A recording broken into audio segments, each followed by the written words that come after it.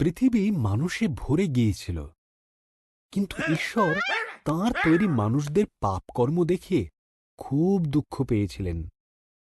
তিনি তাদের ধ্বংস করার জন্য মহাপ্লাবন ঘটানোর সিদ্ধান্ত নিলেন।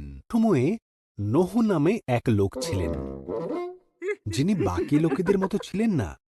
নোহ ঈশ্বরকে ভালোবাসতেন এবং তাঁর বাধ্য ছিলেন। ঈশ্বর নোহ ও তার পরিবারকে মহাপ্লাবন থেকে বাঁচিয়ে রাখার কথা ভাবলেন। ঈশ্বর নোহকে মহাপ্লাবন থেকে সাবধান করলেন। তিনি নোহকে একটি বিশাল বড় জাহাজ তৈরি করতে বললেন, যার নিচু ছাদ থাকবে, 3টি তলা, একটি জানালা ও একটি দরজা থাকবে। নোহ ঈশ্বরের কথা মতন জাহাজটি তৈরি করলেন।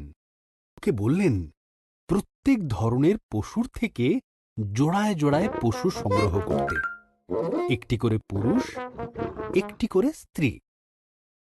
এরপর নোহ ও তার পরিবার বাকি পশুদের নিয়ে জাহাজে উঠে পড়লেন। ঈশ্বর জাহাজের দরজা বন্ধ করে দিলেন। 40 দিন 40 রাত ধরে অবিরাম বৃষ্টি হয়েছিল। আকাশ থেকে বৃষ্টি পড়ছিল আর সমুদ্র, হ্রদে জল বেড়ে উঠেছিল। এর ফলে পৃথিবীর উচ্চতম পর্বতগুলিও মহাপ্লাবনে ডুবে গিয়েছিল। জাহাজে নিরাপদে ছিল এবং তাদের জাহাজ মহাপ্লাবনে ভাসছিল। ঈশ্বর এক মুহূর্তের জন্য নোহর কথা ভোলেননি।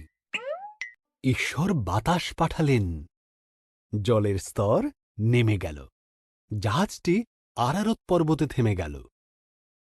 নোহ একটি ঘুঘু পাখিকে বাইরে ছেড়ে দিলেন। যখন পাখিটি আর ফিরল না, তখন তিনি বুঝতে পারলেন পাখিটি এখন নিরাপদে আছে। ভূমি শুকিয়ে যাবার পর ঈশ্বর তাদেরকে জাহাজ থেকে বেরিয়ে আসতে বললেন।